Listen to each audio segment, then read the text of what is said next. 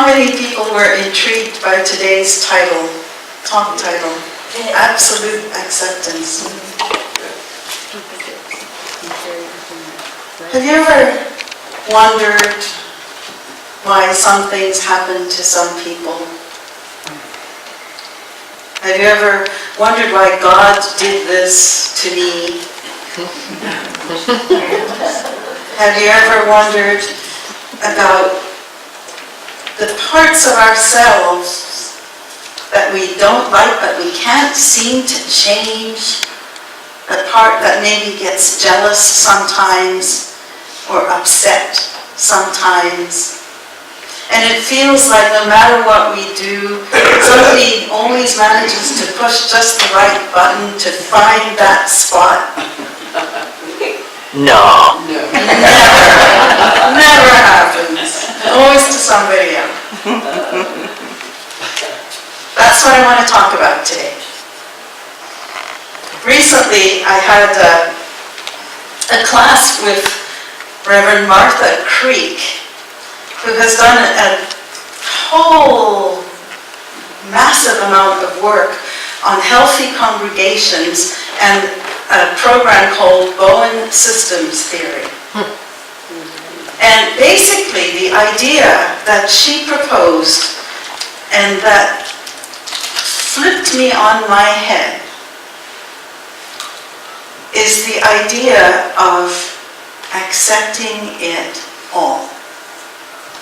And we sort of know that and we say it, but Martha did this job of truly challenging how much we say, oh yeah, everything's good, it's all good, and how much in the process of doing that, we're by definition saying, accept these parts, whatever they might be. And so we are used to labeling everything. Even Unity's first principle, the actual wording, official wording, is God the Good. There is only one presence and one power in the universe and in my life, God the Good, omnipotence. And I always struggled with that, the good part, and I know I'm not alone in that, because there are times when we look at things and we don't see the good. In fact, it looks like anything but the good. And so I struggled a little bit with that and decided to rephrase and reframe the meaning of God the Good in terms of not good and bad, but good creative energy that it creates. God creates. But we have this habit, because we're human, of labeling almost everything that we do as good or not so much, as right or wrong, as acceptable or unacceptable. And when we do that, we set ourselves an expectation because we want to be on the good side. And when we do that, and we mess up, and because we have heartbeats, we do mess up, then all of a sudden, that expectation doesn't get met. Because reality is down here in the muck where I just lost it. And the difference between the expectation and the reality is called suffering. So if there is some way that we can give ourselves permission to live in the reality, maybe the suffering would ease a little. And that's what absolute acceptance is all about. It's the idea that if we have a heartbeat, if we are part of the human condition that has been around for 200,000 years, then there are parts of us that are, for the most part, pretty nice. And once in a while, and sometimes more often than once in a while, there are parts of us that aren't so nice. And instead of pretending that that isn't so, or pretending that it's a part of us that we absolutely must fix because it's something that's just absolutely abhorrent to us about ourselves. Or we pretend that it doesn't exist because we don't want to see it because it's too scary, and we push it away from our recognition of who we are. All of those things prevent us from actually simply looking at it and going, yeah, that's part of me too. And my suggestion, Martha's suggestion, is that we allow ourselves to do that. With no shame, with no blame, with no, I wish I hadn't. But simply looking at it, at that darker side of us, the dark side, and recognizing that it's also part of our humanness. How would that feel? How would it feel if we could accept our dark and our light and be okay with it? Maybe it would help us feel a little bit more free. When we have these high expectations of ourselves, of others, our spouses, our children, our parents, our workplaces, our government, our ministers, our friends, our brothers and sisters, we have all these expectations. And we're in relationship with all of them. And something happens, and oh my goodness, we discovered that they're human too. And they have all these triggers that we don't like to see, and they behave in ways that we don't like to see. And then we start feeling sad, and we start feeling angry, and we start feeling helpless, both at others and ourselves. And then there are times when we're like, I'm out of here. Suffering. And I'm suggesting that there are ways that we can alleviate suffering if we can simply accept it. That all of it, from the pretty to the not so pretty, all of it is part of our condition called life. I found this really neat image online, and it's the Taoist yin-yang. And it shows the dark. This is the part of life that's not pleasant. And it shows the light, the part of your life that is pleasant. And within the dark, there's a little dot of light. Because even in the darkest places, we can find something good. And in the white, in what we consider light, there's a bit of dark. Because definitely for me, always in the light, there's a part of me that's wondering what's going to change, what's going to shift. This is too good to be true. And the whole of it is what creates that tapestry we call life.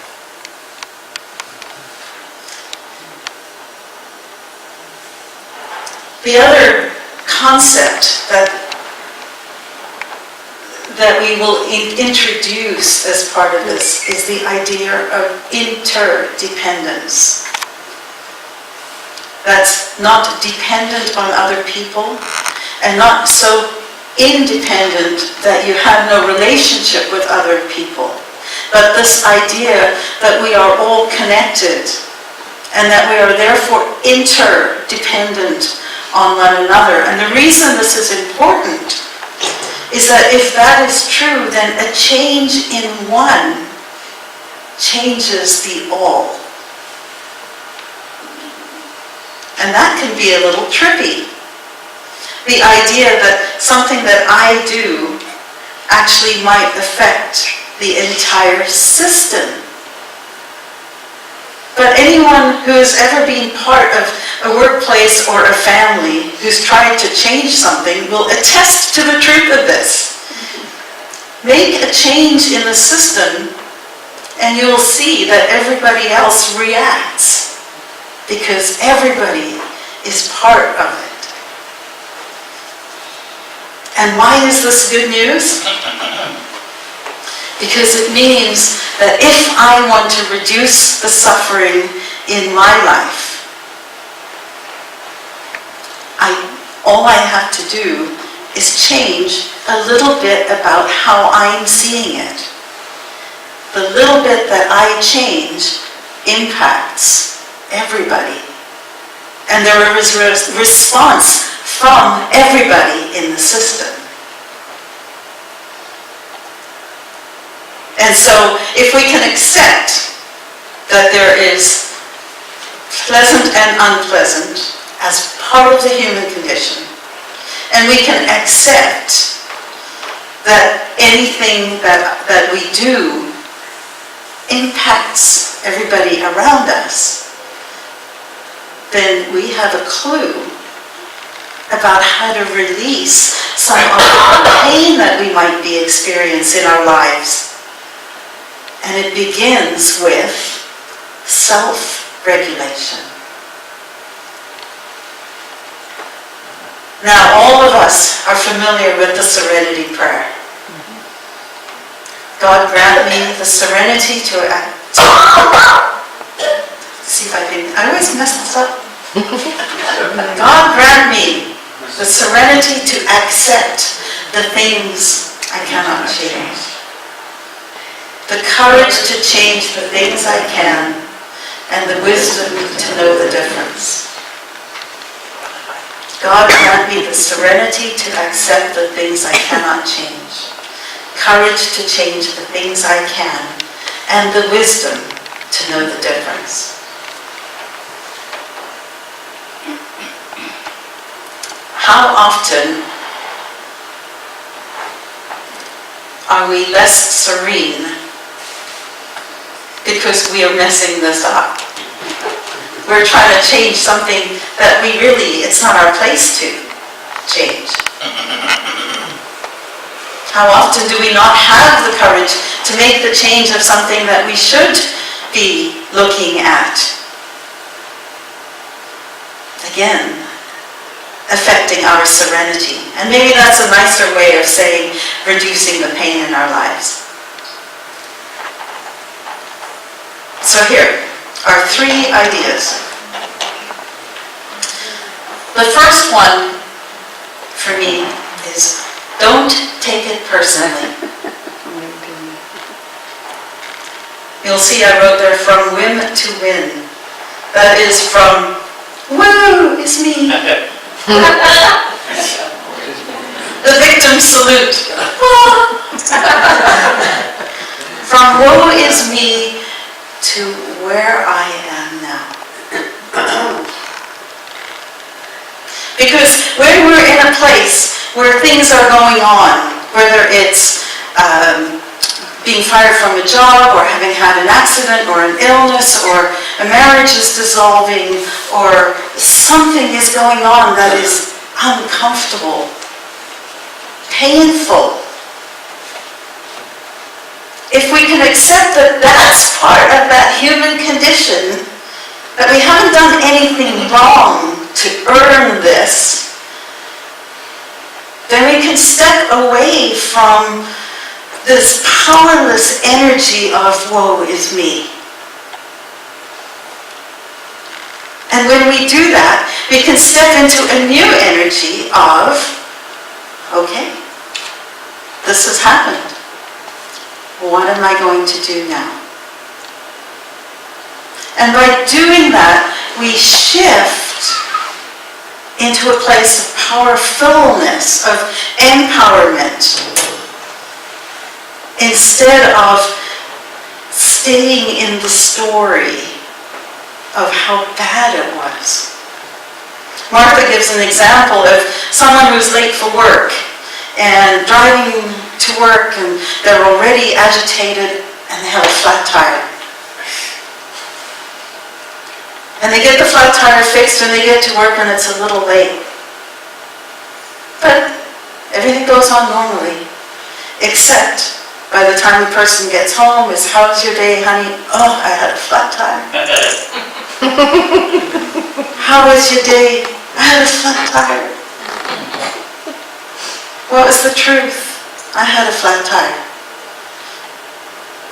The pain of the flat tire ended within 15 minutes. Within 15 minutes of getting a new tire and getting back on the road, the disturbance of the flat tire was done. The suffering story of that flat tire, which is so much fun at times, continued. It's like literally getting mileage out of that flat tire. And yet it doesn't really add to anything. So if we can move away from taking it personally, this is my flat tire, I'm the only one who ever had a flat tire, into this is what happened. I had a flat tire. Now what? My day continues. All that suffering goes away in an instant. From woe is me to where I am now. What am I going to do about it? She also talks about this SW. I think I shared this with you last week. Some of your experiences will be positive.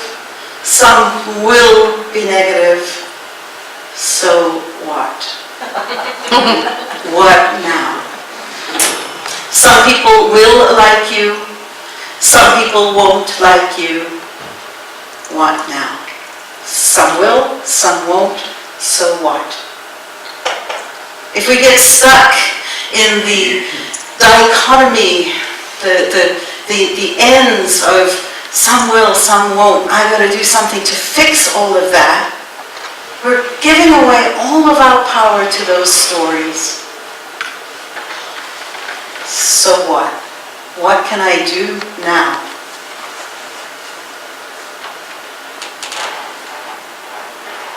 Second thing, accept that we are different. I can't even get myself to change my mind. What are the chances that I'm going to get someone else to change their mind? Each one of us has a fingerprint. Each fingerprint out of all the billions of people on the planet is unique. Why do we expect that we're going to be the same? I mean, it doesn't even compute as logical if we think about it. And yet we have this assumption that if we're going to be in relationship with people, that they need to be the same as us.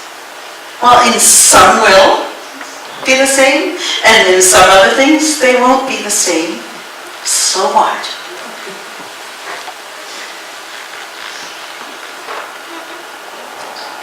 We want to watch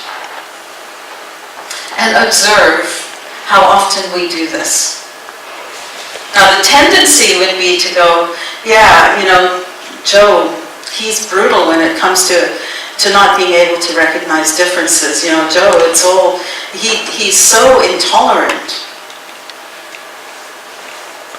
But we're all intolerant because we all are human with a heartbeat, and we all have 200,000 years of genetic predisposition to do the stuff that we've done for 200,000 years, which includes wanting to be part of a group, wanting to be right, not wanting to be overlooked, and all those things lead to this part of us that we consider intolerant.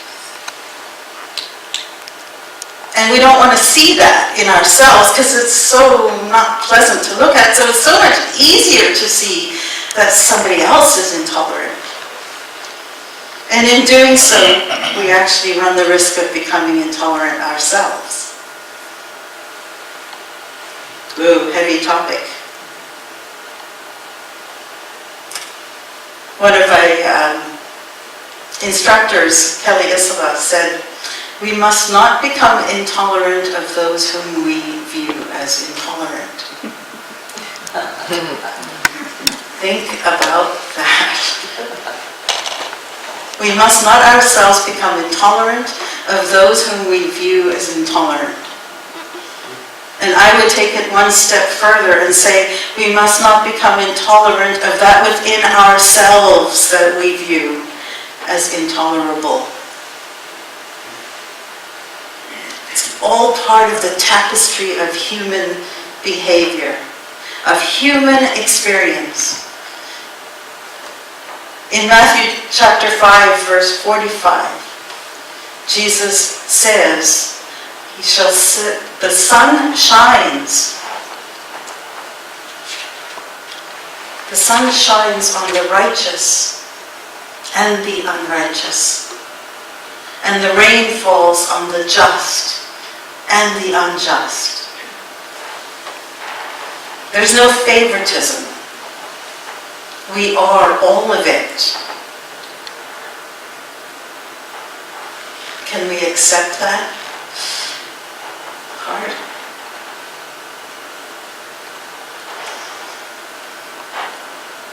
All of it. What that may mean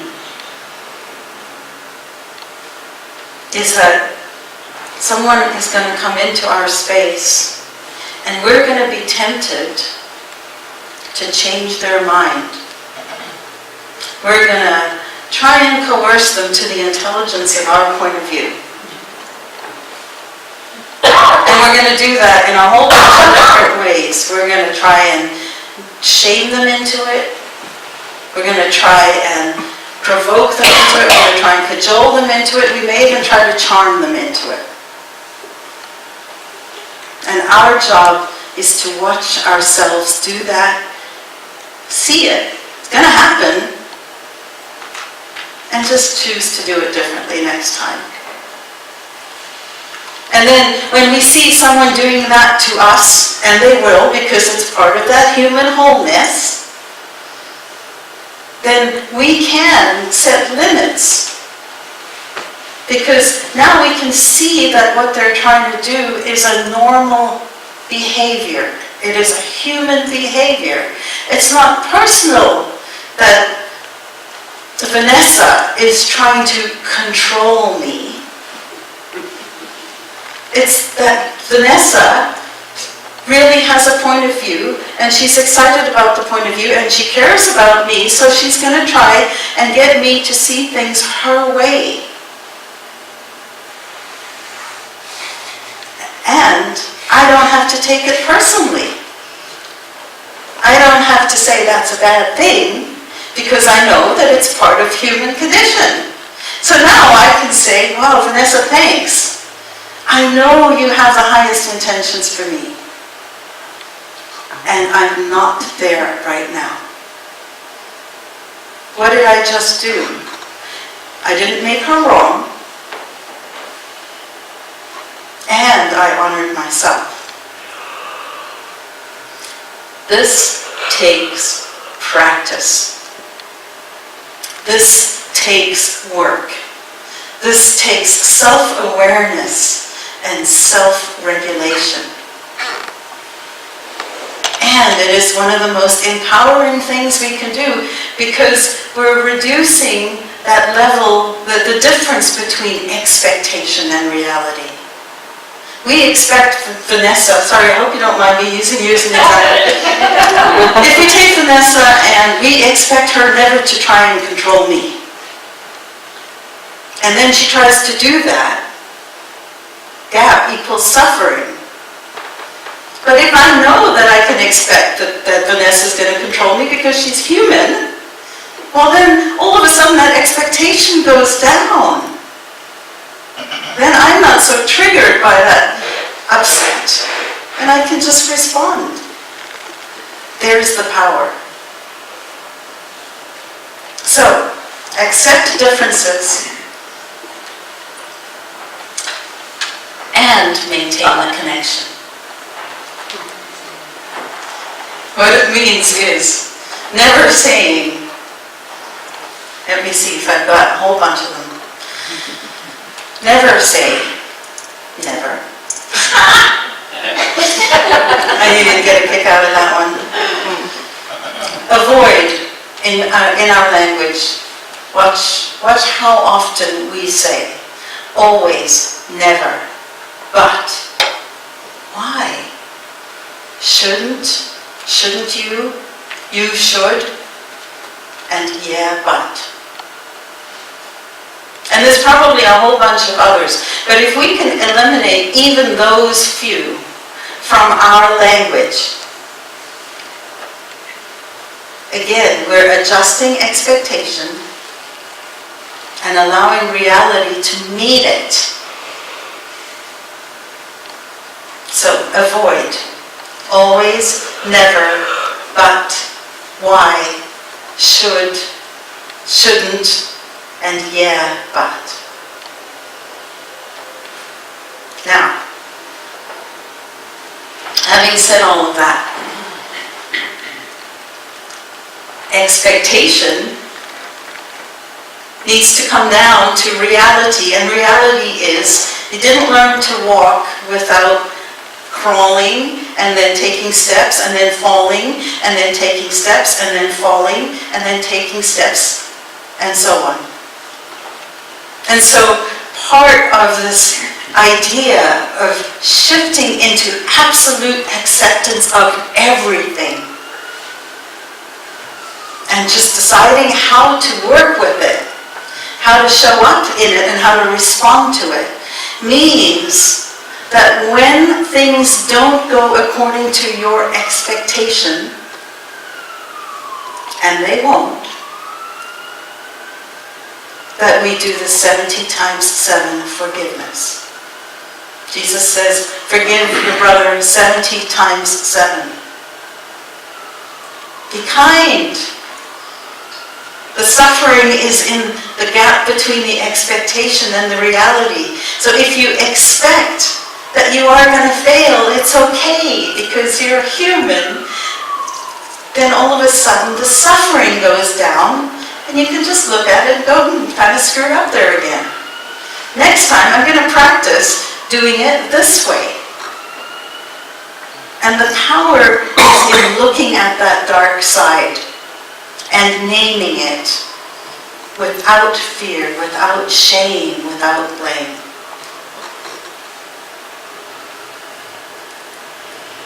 Forgiveness.